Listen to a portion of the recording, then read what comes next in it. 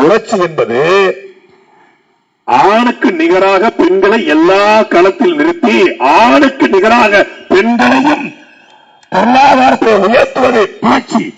ஆணுக்கு நிகராக பெண்களை கவுன்சிலராக, ஆணுக்கு நிகரை பெண்களாக சட்டமன்றத்தில், ஆணுக்கு நிகராக பெண்கள் பாராளுமன்றத்தில், ஆணுக்கு நிகராக பெண்களை மாவட்ட செயலராக, ஆணுக்கு நிகராக பெண் உழைப்பால் என்பது புரட்சி. 1000 ரூபாய் கொடுப்பது எப்படி புரட்சி? யார் எந்த வீட்டு பெண்ணு 1000 ரூபாய் கேட்டாங்க? இப்ப 1000 ரூபாய் கொடுக்குறாங்க. இப்ப இந்த முறை 2.0 2000 ரூபாய். அப்பா 2000, சித்தப்பாவும் 2000. இந்த 2 பேரும் நான் தான் மாற்று. அவர் தீய சக்தி, இவர் ஊழல் சக்தி. நான் தான் தூய சக்தின்னு வரக்கூடியவர் 2500. அவங்க கொள்ளையடிச்சுக்காங்க பல வருஷமா. 2000 ரூபாய் கொடுக்கின்றான்.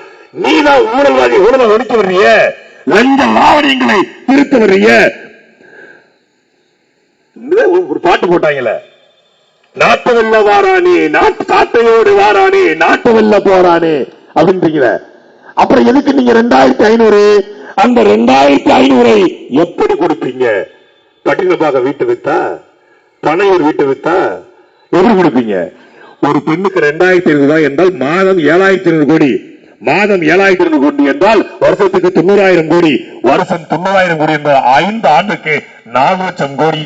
இந்த 4 லட்சம் கோடியை ஒரு மதிப்பிற்குரிய சகோதரர் பக்கா மாசு தூய சக்தி விஜய் அவர்கள் எங்கிருந்து கொடுப்பார்?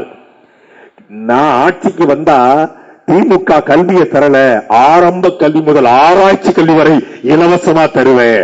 நான் ஆட்சிக்கு வந்தால் திமுக ஆட்சியில் நல்ல மருத்துவம் இல்ல, காய்ச்சல் முதல் புற்றுநோய் வரை தரமான உலகத்தர மருத்துவமனையை தருவேன். நான் ஆட்சிக்கு வந்தால் தூய குடிநீரை கார்பரேஷன் மாற்றல்ல, தூய குடிநீர் வீட்டுக்கு வீடு இலவசம் தருவேன் என்று அண்ணன் சீமான் தேர்தல் வாக்குறுதியை கொடுக்கிறார். அதை எப்படி கொடுத்த? தற்சார்பு பொருளாதார கொள்கையின் அடிப்படையில் நிலமும் வளமும் சார்ந்த தொழிற்சாலையை உருவாக்கி அதன் மூலமாக வருமானத்தை பெருக்கி ஏற்றலும் ஈட்டலும் காத்தலும் காத்த வகுத்தலும் வல்லவரசு என்கிற வள்ளுவரின் கோட்பாட்டுக்கு நல்ல திட்டங்களை ஏற்றி அதன் மூலமாக வருமானத்தை பெருக்கி அந்த வருமானத்தை கொண்டு என் மக்களுக்கு கல்வி, மருத்துவம், தூய குடிநீர் கொடுப்ப, வீட்டுக்கு ஒருவனுக்கு அரசு வேலை, படித்தவன் படிக்காத அனைவருக்கும் அரசு வேலை, இனி படிக்காதவனே இல்லை என்ற நிலையை உருவாக்குவது எங்கள் அடுத்த வேலை. கவுன்சிலர் தொடங்கி தலைமைச் செயலர் வரை அரசு மருத்துவமனை தான் ட்ரீட்மெண்ட் எடுக்கணும் சட்டம். கவுன்சிலர் தொடங்கி தலைமைச் செயலர் முதலமைச்சர் வரை அரசு பள்ளிக்கூடத்தை அவங்க பிள்ளைங்க படிக்கணும் சட்டம் போடுவோம் என்று அறிவிக்கிறார். நான் வந்த உடனே டாஸ்மாக் சனியனை இழுத்து மூடுவேன் என்று அறிவிக்கிறார். அப்படி பம்பு பிராணி தாவேக்காக்கு, திமுகக்கு, அதிமுகக்கு 2000 தருவேன், 2500 தருவேன், காஞ்சி பட்டு புடவை தருவேன், அண்ணன் சீர் கொடுப்பேன், தாய்மாமன் சீர் கொடுப்பேன். அண்ணன் சீர் தாய்மாமன் சீர் அப்புறம் கொடுக்கலாம். உங்க பொண்டாட்டி நீதிமன்றத்தை கலந்துட்டு முதல்ல சீர் கொடுங்க. மனைவி விவாகரத்தை கட்டி எனக்கு 2021 அப்புறம் ஒரு வருமானமே தரலங்க, பொருளாதாரம் இருக்குது.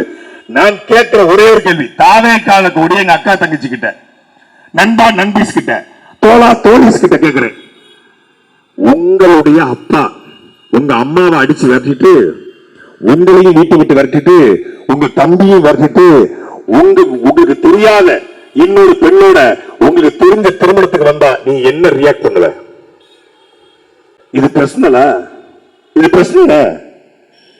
வீட்டையே காப்பாற்ற முடியாத நீ எப்படா நாட்டை காப்பாற்ற என்ற கேள்விக்கு ஏங்கிட்டியாது பகிர்ந்துக்காட ஏங்கிட்டியாது. இதை கேட்டா எங்க குடும்பத்தை வந்து பேசுவான். ஏன்னா எங்க வீட்டுல ஏதாவது மனைவி போய் நீதிமன்றத்தில் இருந்துட்டு இருக்கா, காவல் வீட்டுல புகார் கொடுத்திருக்கா.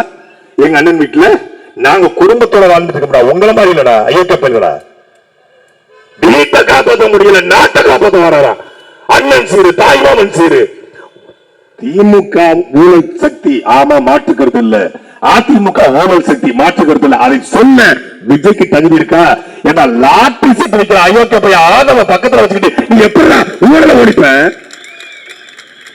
செங்கோட்டையை நேற்று வரைக்கும் அதிமுகவில் இருந்து இதே ஆற்றுவல் கொள்ளை, கனிமவள கொள்ளை, இந்திய நிலத்திலேயே ஒடுக்கப்பட்ட மக்கள் மீது நிகழ்த்தப்பட்ட, பழைய சமூக பழங்குடி சமூக மக்கள் மீது நிகழ்த்தப்பட்ட மிகப்பெரிய வன்கொடுமை வாச்சாத்தி வன்கொடுமை. விடுதலை படம் பார்த்த எல்லோருக்கும் தெரிஞ்சிருக்கும். அப்படி வாச்சாத்தி வன்கொடுமையுடைய சூத்திரதாரி இந்த செங்கோட்டையன், குழந்தை முகத்தில் ஒரு கொலகார இந்த செங்கோட்டையன். அந்த செங்கோட்டையனை பக்கத்தை வச்சுக்கிட்டு ஊழலை ஒழிக்க போறேன். தீய சக்தி திமுக, கருணாநிதி ரோல் மாடல். ஊழல் சக்தி AIADMK, Jayalalithaa role model. Karunanidhi Jayalalithaa role மாடலை வச்சுக்கிட்டு ஊழலை ஒழிக்க போறாங்கிறாரு. எங்களுக்கு கருணாநிதியோ ஜெயலலிதாவோ எம்ஜிஆரோ அண்ணாவோ ரோல் மாடல் அல்ல. எங்களுக்கு யார் தெரியுமா ரோல் மாடல்? கட்டிய மனைவியை, பெற்றெடுத்த பிள்ளைகளை தன் நாட்டு விடுதலைக்காக களத்திலே பணிகொடுத்த, உலகத்தின் 24 நாடுகளை எதிர்த்து சண்டையிட்ட போதும் மண்டியிட்டு சாவதை விட சண்டையிட்டு சாவதை மேலானது என்று கடற்படை, தரைப்படை, கரும்புலிப்படை என்று மான தமிழர் மாணவர் வரலாற்றிலே வான்படை கண்ட முதல் தமிழன் எங்கள் தலைவர், எங்கள் ரோல் மாடல். விஜய் பெரிய ஹீரோ. என்ன துப்பாக்கி படத்தில் நடிக்கிறவனே பெரிய ஹீரோனா, துப்பாக்கி எடுத்து களத்துல சண்டை போடுற எங்க தலைவர் எவ்வளவு பெரிய ஹீரோ? நீ திரையில ஃபைட் பண்ணுவது அவரு தரையில ஃபைட் பண்ணுவாரு. திரையில நீ பஞ்சு டயலாக் பேசுவ, எவனோ எழுதி கொடுத்தது பேசுவ. நான் அடிச்சா தாங்க மாட்டேன், 4 மாசம் தூங்க மாட்டேன், மோதி பாரு வீடு போய் சேர மாட்டேன். படத்துல பேசுவேன். நிஜத்துல கரூர்ல 41 ரூபாய் செத்து போனோன்னு வடிவேலு இந்த மருதமலை படத்துல வருவார்ல, எடுத்தேமர் ஒரு ஓட்டம், தம்பி வரல வீடா, எடுத்தேமர் ஒரு ஓட்டம், போலீஸ் ஸ்டேஷன் யாரும் ஓடலையும் ஓடி போனேன். 41 பேர் மரணத்திற்கு அந்த மக்களை களத்துல பலி கொடுத்துட்டு, சின்ன சின்ன குழந்தைங்க, பிஞ்சு குழந்தைங்களை களத்துல பலி கொடுத்துட்டு ஓடி போயிட்டாப்ல. வழக்கே போடல, வழக்கு போடாம ஓடி போயிட்டாப்ல. 234 வழக்கு முடிஞ்சா என்ன தொட்டு போடுறா என்று களத்தில் செய்வான். பெரியாரை பேசியிருக்காங்க. இது பெரியார் மண்ணல்ல, பெரியாரே எங்களுக்கு ஒரு மண்ணு. பெரியார் படிக்க வச்சாரா? அந்த பக்கம் நில்லு. கர்ம வீரர், கிங் மேக்கர் எங்கள் தாத்தா காமராஜர் படிக்க வச்சாரா? இந்த பக்கம் நில்லு. பெரியார் தாங்க எங்களுக்கு பெரியார், அந்த பக்கம் நில்லு. எங்களுக்கு ரட்டமலை சீனிவாசனாரும் எங்கள் தாத்தா அயோசாத பண்டிதரும், சென்னையினுடைய மேயராக தொண்டையாக இருந்த எம் சி ராஜாவும், எங்களுடைய ஜீவானந்தமும், சிங்கார வேலனும், எங்களுடைய கர்மவீர காமராஜரும், முத்துராமலிங்க தேவரும், மாப்போசியும், எங்களுடைய வாவுசியும் எங்களுக்கு பெரியார் என்றால் இந்த பக்கம் நில்லு என்று சொன்னவன் எங்களுக்கு சீமான். இந்தியனாய் இருந்தது போதும், திராவிடராய் திருந்தது போதும், திரண்டு வா தமிழராய், நீயும் தமிழன் நானும் தமிழன், நாம் தமிழராய் வா என்று களத்தளிக்கிறாப்புல. 234 வழக்கு, தேசிய பாதுகாப்பு சட்டம், குண்டர் சட்டம், எண்ணெய சோதனை எல்லாம் போட்டான். களத்தில் நிக்கிறோம். ஆனா இவருக்கு வழக்கே போடல. வழக்கு போறதுக்கு முன்னாடியே போட்டுருவாங்களோ, பனையூர் வீட்டுக்கு வந்துருவாங்களோ, வீட்டு இடிச்சுவாங்களோ. படத்துல பாத்தீங்கன்னா சாமி முன்னாடி மட்டும்தான் சைலண்டா பேசுவேன், சொக்கு முன்னாடி இல்ல. அவங்கிட்ட சாதாரணமா நீங்க போகாதீங்க, அவன் ஒரு ஆபத்தான மிருகம், நம்ம எல்லாரும் பொதுங்க அப்படிங்கிற மாதிரி. படத்துல பஞ்சு, அவன் சிங்கத்தையே, அவனை பார்த்தா சிங்கமே செதறி ஓடும், புலியே புரண்டு படுக்கும். அவன் வந்துட்டானா இடியே ஒரு நிமிஷம் நின்றோம், மின்னல் கூட தக்குவதை நிறுத்திடும். அவன் சம்பவம் பண்றவன் இல்ல, சம்பவம் பண்ற சரித்திரம் பண்றவன். அவன் ஒரு ரூல்ஸ் மீறி வந்திருக்கானா, அவன் அதுக்காகத்தான் வந்திருப்பான். இதுக்காக படத்துல எதுக்குடா வந்த? என் மீனவனை அடித்தால் சிங்கள மாணவனை அடிப்பேன் என்று சொன்னதற்காக 6 மாசம் ஜெயிலு எங்க அண்ணன் சீமான்.